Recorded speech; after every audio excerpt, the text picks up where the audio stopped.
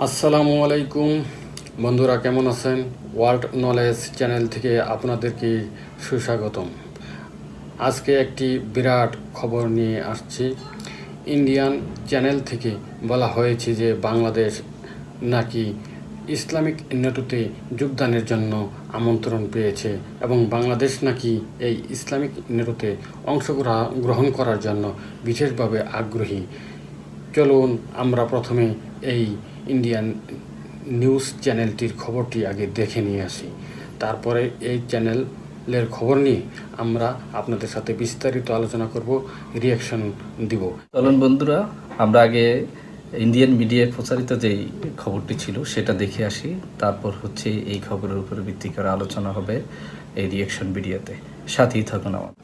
Saudi আরব, পাকিস্তান এই তিন রাষ্ট্রই চাইছে বাংলাদেশ ইসলামিক নেটোতে যোগদান করুক, আর সেই ইচ্ছাকে সম্মান জানিয়ে বাংলাদেশের পক্ষেও জানিয়ে দেওয়া হয়েছে বাংলাদেশ প্রস্তুত এই ইসলামিক নেটোতে যোগদান করতে। বাংলাদেশের বিদেশ মন্ত্রকের উপদেষ্টা হুমায়ুন কবির বাংলাদেশের পক্ষে এই খবর জানিয়েছে যে বাংলাদেশ খুব শীঘ্রই মক্কা সামরিক জোটে যোগদান করতে চলেছে। আর এই খবর বাইরে আসার সাথে সাথেই মধ্যপ্রাচ্য সহ পশ্চিমী দুনিয়ার সমস্ত প্রধান সারির কাগজের শিরোনাম হয়েছে বাংলাদেশ যোগদান করতে চলেছে মুসলিম নেটোতে। আমরা আপনারা দেখাবো দা প্রিন্ট কাগজের হেডলাইন, সেখানে লেখা হয়েছে Bangladesh open to joining Mecca pact considering its own interests. Bangladesh মক্কা সামরিক জোটে যোগদান করতে প্রস্তুত, তবে এখন সরকারের পক্ষ থেকে খতিয়ে দেখা হচ্ছে বাংলাদেশ কোন কোন বিষয়ে লাভবান হবে এই মক্কা জোটে যোগদান করলে। Foreign affairs adviser Humayun Kabir, বাংলাদেশের সরকারের পক্ষে হুমায়ুন কবির বিদেশ মন্ত্রকের উপদেষ্টা, তিনি প্রথমে এই খবর জানিয়েছেন। গ্লোবাল আই নিউজ, মধ্যপ্রাচ্যের একটি সংবাদ সংস্থা, তারাও এই খবর করেছে Bangladesh says it's open to joining the Mecca alliance। এবং খুবই তাৎপর্যপূর্ণ বিষয়, 22শে আগস্ট রাতের বেলায় প্রথমবারের মতো বলা যায় ওয়ার্ল্ড ওয়াইড এক্স হ্যান্ডেলে ট্রেন্ড হয়ে যায় যে বাংলাদেশ মক্কা সামরিক জোটে যোগদান করছে। এতদিন ধরে বাংলাদেশের মানুষ যে স্বপ্ন দেখতেন যে সারা পৃথিবীর মুসলিম রাষ্ট্রগুলি ঐক্যবদ্ধ হোক, আর সেই স্বপ্ন এবার সত্য তো হচ্ছেই, এবং সেই স্বপ্নের ভাগিদার হতে যাচ্ছে বাংলাদেশের সাধারণ জনগণ।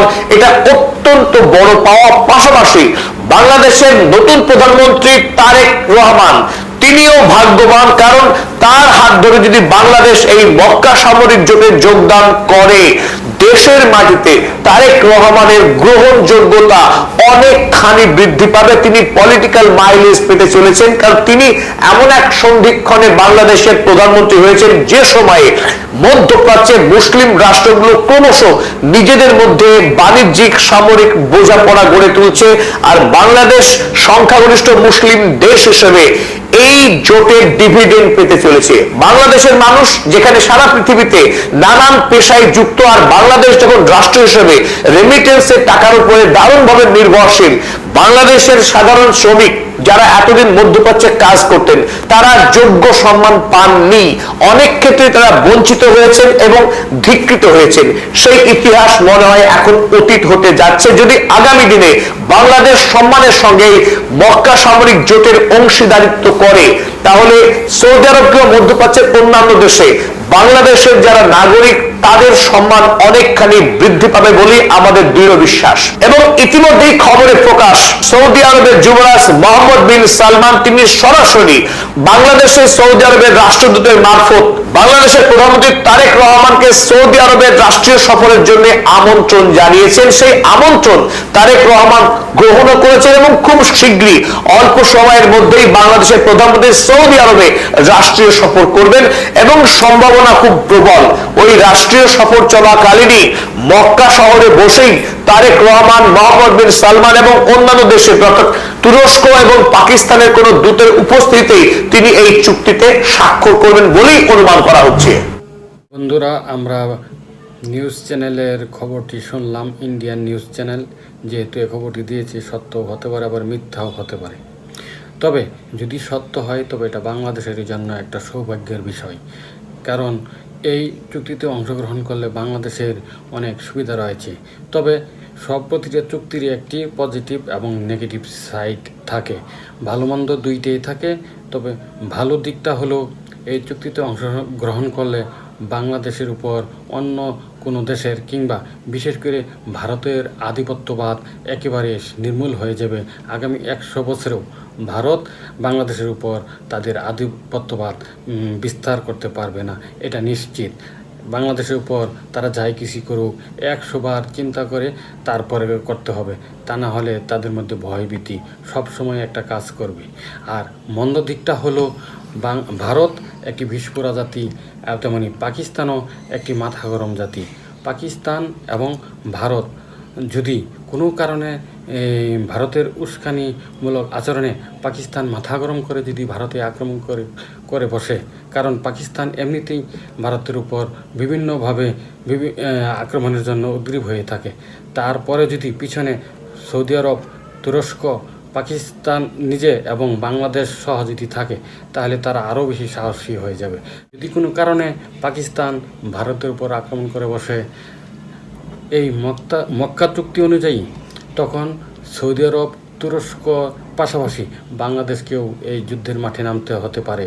যুদ্ধ কোনো দেশের জন্যই মঙ্গল এবং কল্যাণকর নয়, মানুষের জন্য কল্যাণকর নয়, দেশের জন্য কল্যাণকর নয়। সেই সব বিষয়ে চিন্তা ভাবনা করে যদি এই চুক্তিতে বাংলাদেশ সরকার আসতে পারে, তাহলে ভালোই হবে, দেশের মানুষও খুশি হবে। তবে দেশের নীতি নির্ধারক যারা, তারাই ভালো বুঝেন, তাদের জ্ঞান বুদ্ধি আমাদের থেকে অনেক বেশি, তারা যা ভালো বুঝেন তাই করবেন বলে আমি মনে করি। এখন তুমি কিছু বলো। বন্ধুরা, এই চুক্তিটা বাংলাদেশ এবং বাংলাদেশের জন্য অনেক আগেই করা উচিত ছিল আমি মনে করি। কিছু খারাপ দিক রয়েছে, যে কোনো চুক্তিরই কিছু খারাপ দিক থাকবে, এই চুক্তিরও কিছু খারাপ দিক রয়েছে, কিন্তু আমার মনে হচ্ছে যে ভারতীয় আধিপত্য বিস্তার থেকে বাংলাদেশকে বাঁচাতে হলে এই চুক্তির মধ্যে দিয়ে অবশ্যই বাংলাদেশকে যেতে হবে, এর কোনো বিকল্প নাই।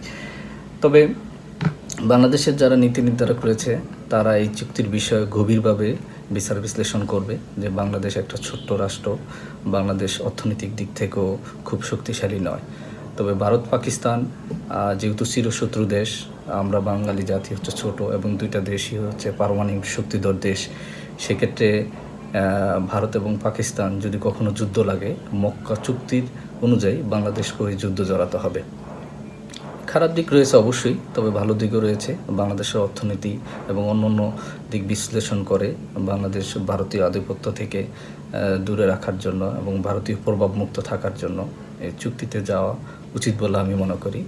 আমাদের মতামত এটুকুই।